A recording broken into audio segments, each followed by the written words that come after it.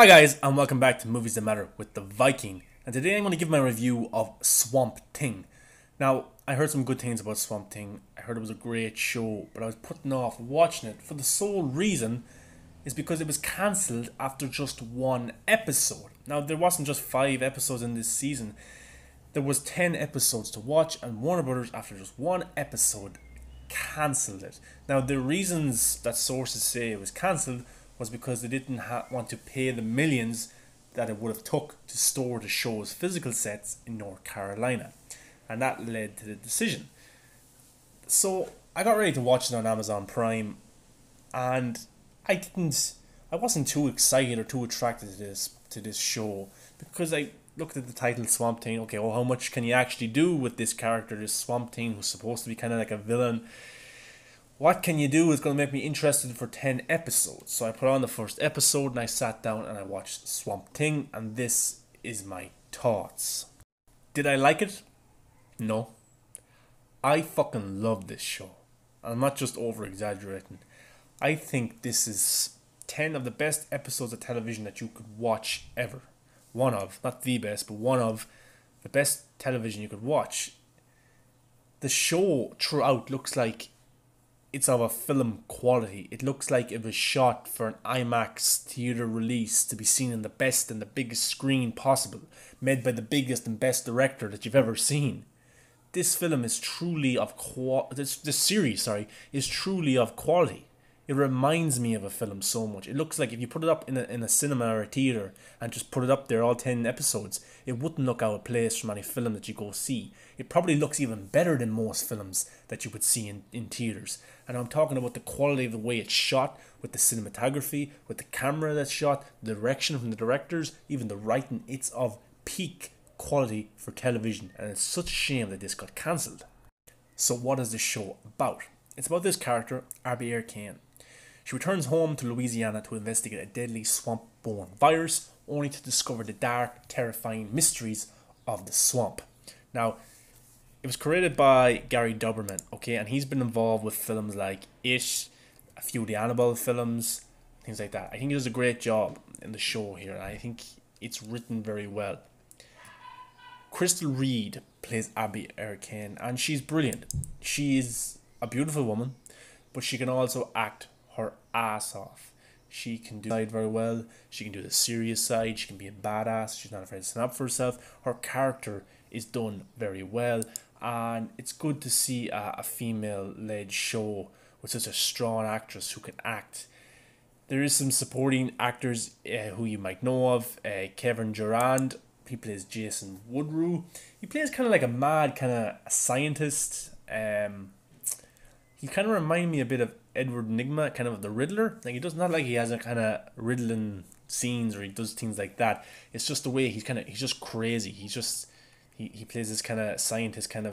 You may have seen him in films like Legion or Robin Hood in 2010 or X-Men Origins Wolverine, and he's very good in this show, and I do like him. But the main guy, Andy Bean, he plays a character called Alec Holland, okay? And what happens in the kind of series is that something happens. I don't want to give away too many spoilers in case you haven't seen the show, but he kind of eventually turns into Swamp Thing over something that happens.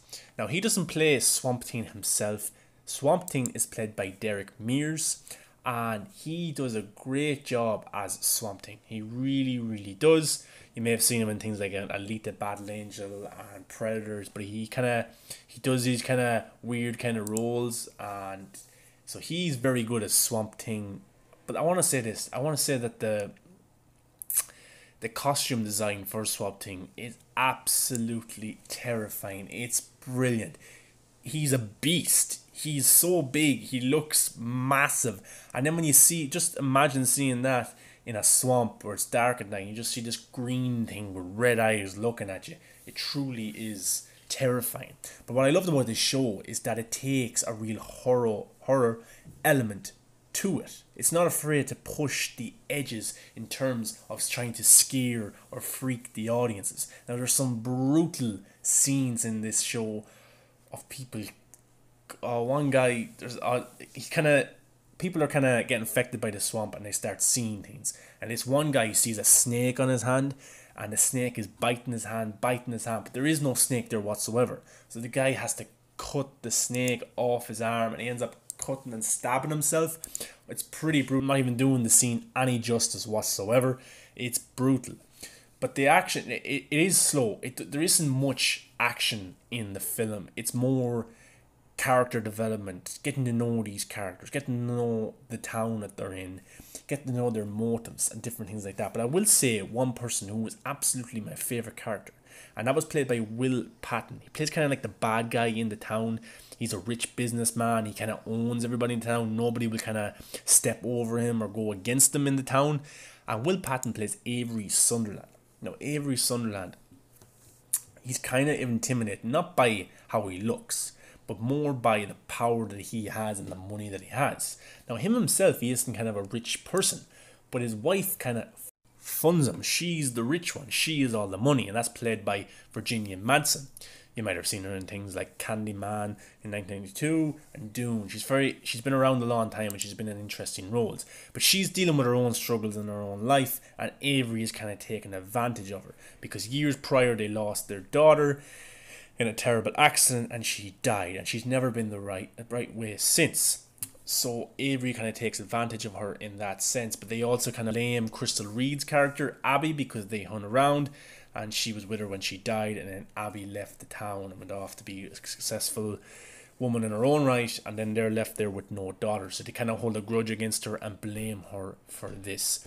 But all in all, Swamp Thing is an absolutely brilliant show, and I'm so disappointed and so saddened that there won't be a season 2. It's 10 episodes, absolute brilliance, brilliantly written, and a brilliant horror element to it. They do that so well. Like, I love this because comic book shows, in terms, if you think about even the CW of Flash and Arrow and Supergirl and things like that, they're so happy-go-lucky and goofy kind of characters and goofy stories. Now, don't get me wrong, I like some of those shows, but even the Marvel ones like Agents of S.H.I.E.L.D., they're so goofy and they seem to go on for years and years. But the good quality shows with deep meaning and deep characters that you want to get to know of more, and you want to see their characters get developed more and more, they seem to get shut down very quickly. You look at The Punisher with John Bernthal on Netflix, or Daredevil on Netflix, or Jessica Jones, things like those. Those kind of dark, not too they're serious shows, but they don't have much kind of stupid humor. They take themselves seriously, and those shows seem to get cancelled very quickly. And just, it's nothing to do with the quality, it's nothing got to do with the fan interaction or people watching it. It's just got to do with just bad luck and the certain circumstances that's going on. Of course, Disney Plus is coming, so Netflix lost kind of the rights, didn't really want to do the Marvel properties that they had. They wanted to go their own way, so they cancelled those shows. And then this show, because Warner Brothers, it's like Warner Brothers hate their fan base for some reason. Look, they make a good quality show, but I will say that this show looks like a movie, as I said, and I'm sure, as the reports say, that the production cost and the way they had to film this did cost a lot, but it looks brilliant. I can just imagine the struggles they went through making this show because it's shot so well, especially the swamp scenes when they're on boats. I'm sure the camera angles and to get everything right in place and to shoot it perfectly with the lighting and all that stuff. I'm sure it was so tough on the director and so tough on the actors and even the production staff and things like that. But it's a pity that it didn't go ahead for a season 2 and try and minimize the production costs and find some way to do a season 2, because it truly is a special superhero comic book world DC show that should be still going on.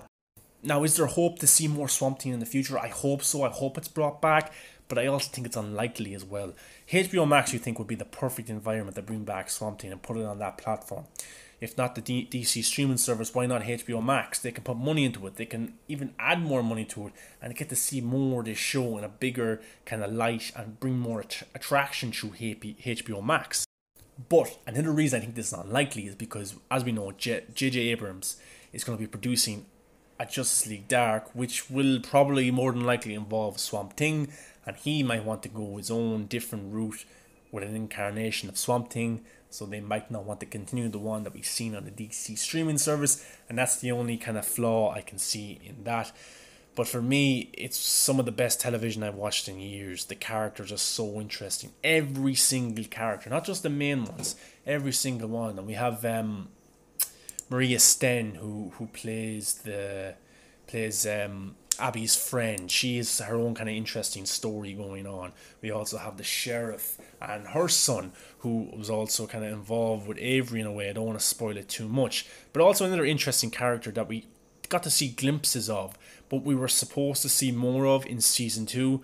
Wazine Zirin, I think is his name. He played a character called Daniel Cassidy. Now, he had his own kind of side story going on throughout the series. He's kind of he's kind of an out of work actor, kind of failed actor who wants to get back in the game and move to LA and get more work. Daniel Cassidy, who kind of later turns into the Blue Devil. Now, if you've read the comics, you might know a little bit more about what the Blue Devil entails of, but it's also a very interesting and dynamic character that we would have got to see more of in season 2. So I would have liked to see how the interaction between Swamp Thing and the Blue Devil may have went. But they're all things that I have to imagine in my own head, or write down a piece myself, or do a fan-made Swamp Thing, but it definitely won't look or be as good as what we got. I'm disappointed, but it's also, this show has some rewatch value, and I will go back and definitely watch the 10 episodes. There's some shows I look at and I say, yep, that's a perfect season. And there's very few that are perfect seasons that kind of have this longevity and this special viewing if you go back and look at it again. True Detective season 1 is one of those seasons, and now Swamp Thing for me is definitely another one. I would pray to the movie gods or to Warner Bros. To see their senses and to bring Swamp Thing back for a season 2 in some capacity. Even a film on HBO Max, I'd be happy with that, you know. So definitely, if you haven't, go check out Swamp Thing. Go look at the show. Tell me what you think. You'll get attracted straight away to the characters, to the plot, everything that's going on. I've only tipped the iceberg of what the plot really is. I don't want to spoil it on anyone who hasn't seen it, but definitely go and look at it. It's more than a girl going back to her hometown and discovering a swamp virus. I will say this before I go. Swamp Thing as a character isn't a bad villain as you might think. It's a deep, flawed character who wants to be human, who used to be human, but knows deep down that he is not human anymore. And that's kind of his journey, is to go back. His journey is to get himself to be human again and to feel that. Because all in all, it's kind of a love story too. Yes, Swamp Thing is a love story. And if you go and you watch the show, you will see how the dynamic of Abby and Swamp Thing progresses throughout the season. And the first 2 episodes really sold that dynamic for me. It really hits the nail on the head. And that helps you get into the characters for the rest of the season, even though Swamp Thing isn't a man anymore. He's this beast, he's this kind of virus, he's this kind of entity that people are scared of, and people are going to be scared of him. Abby gets him, Abby understands him, but other people, even myself, if you've got to see something that looked like that coming at you, you'll be fairly scared. But definitely, guys, don't forget to like, subscribe, comment. Let me know if you've watched Swamp Thing, what you think. If not, go watch it and let me know. And as always, guys, follow me on Twitter at MovieBuff100. Follow me on Instagram at movie_buff10. And also, you'll also find me on Facebook at Zack Schneider's Justice League. Come interact with me, come follow me, come talk to me about movies. That's what we love doing. Until next time, guys, stay positive.